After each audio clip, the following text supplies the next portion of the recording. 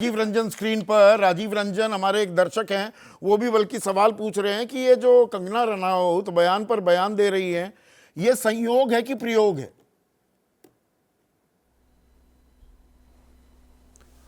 अब देखिए, जब कंगना रनौत के बयान से पार्टी ने पल्ला झाड़ लिया कंगना रनौत ने अपने बयान को वापस ले लिया, तो फिर इस पूरे प्रकरण का पटाक्षेप हो जाना चाहिए।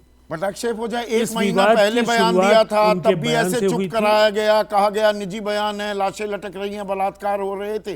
अब फिर से बयान, अगले महीने फिर बयान दे देंगी, फिर हो जाएगा निजी बयान। इसीलिए तो मैं, हमारे दर्शक पूछ रहे हैं, ये संयोग है या प्रयोग हो रहा है? देखिए, ये गठबंधन धर्म की मर्यादा है।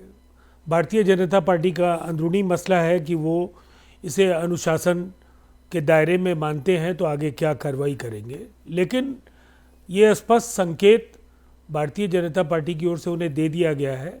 इस बयान को लेकर पार्टी को खुद को अलग करने के फैसले से कंगना जी असहज हुई हैं और तब उन्होंने वापस लिया है। अब मैं एक जो मूल विषय है आपका, चूँकि आपकी बहस मैं कहूँगा कि ये संदीप चौधरी जी की पाठशाला है और लोग यहाँ कुछ समझने सीखने आते हैं। पूरे देश में इस शो की अपनी एक अहमियत है। कठोर सवाल हो सकते हैं, लोकतंत्र में सत्ता पक्ष को भी विनम्रता के साथ इन सवालों का जवाब देने के लिए तैयार रहना चाहिए।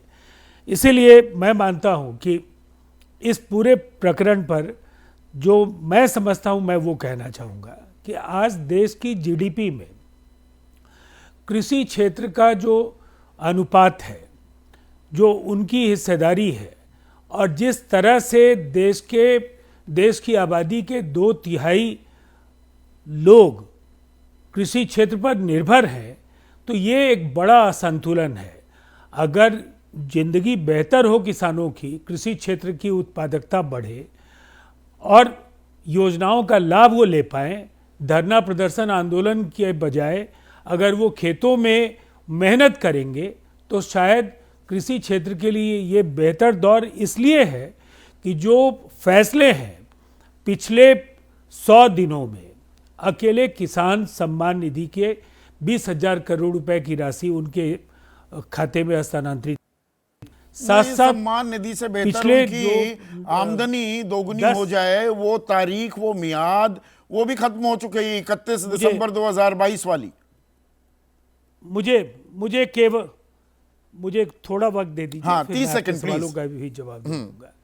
मैं चाहता हूं कि शासन के 2 मॉडल हैं और इन मॉडल पर भी चर्चा पहले हम लोग कर लें। मैंने आपको ये कहा कि अगर 10 वर्ष और 100 दिन इसमें किसानों को अगर 3 लाख करोड़ रुपए से ज़्यादा की राशि का लाभ मिला है, खरीफ फसलों को लेकर के जो एमएसपी बढ़ाने का फैसला है, इससे भी 2 लाख करोड़ रुपए से ज्यादा की राशि का लाभ किसानों को मिलेगा।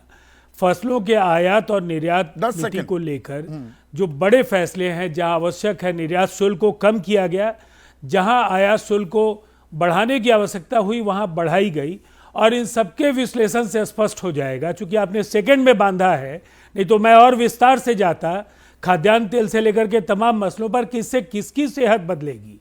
ये वित्तीय सेहत किसानों की बदलेगी, तो किसानों के अच्छे दिन भी आएंगे, लेकिन इस रात की सुबह कब होगी और राजनीति ही हावी रहेगी और इस तरह के बयान, इन पर घमासान होता रहेगा। किसान का कल्याण कब होगा?